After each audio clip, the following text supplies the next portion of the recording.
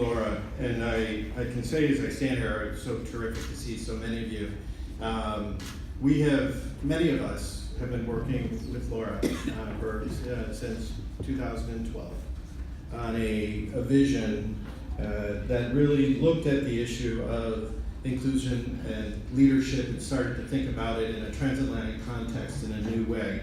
And needless to say, I think in 2012, we were in a slightly different operating environment than we find ourselves today, at least in terms of the transatlantic community. But Laura has stayed that course and stayed on that vision and has been a guide for many of us and an inspiration, I think, for all of us. She brought in Misha and many other partners to join with the German Marshall Fund.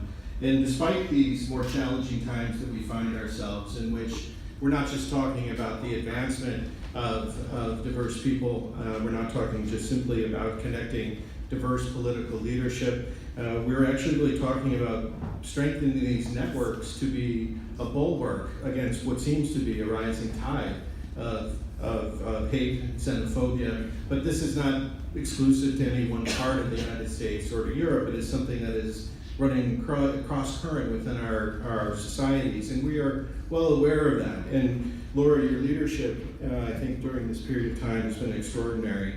It is that era in which we find ourselves, though, in which we have gained much more strength and much more determination to really build and reach out to traditionally underrepresented groups in the transatlantic community, to bring the skills, their leadership skills and that knowledge into the decision making across all of our sectors, into business, into government and public policy, and into civil society.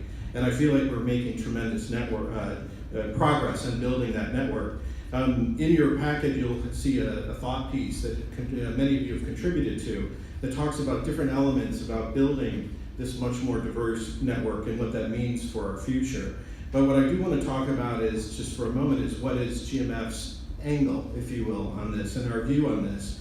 And our sense is that we feel that it's important to bring in and open the door for much more, for newer actors, as I mentioned, traditionally underrepresented groups to be part of this network. But it's not to bring them and make them individually network strong, but actually to be a network of networks. That we feel together that building this strength and this unity of a network of networks is really wherein lies, I think, tremendous influence, and where we believe is really going to truly be a core underpinning in the future of our democracies on both sides of the Atlantic.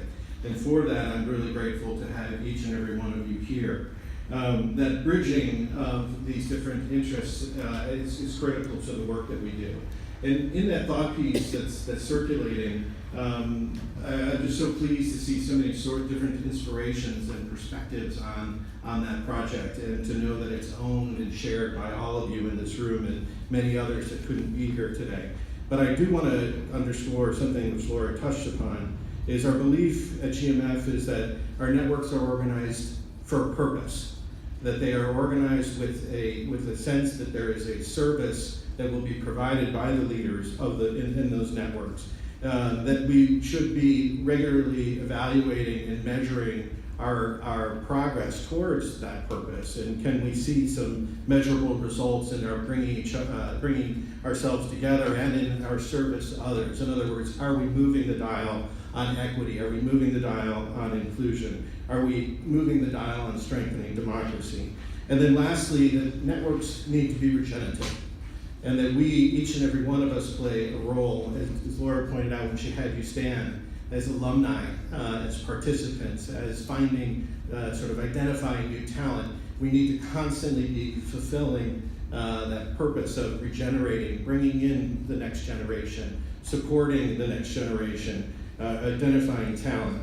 And so with that, I'm really just pleased to welcome all of you here to be a part of this effort. I think our Inclusive Leadership Club here in Paris, of which this is really the kickoff, is something that we find very exciting. Not to be limited solely to activities in Paris, but as our center of this type of work that will have broad implications on both sides of the Atlantic.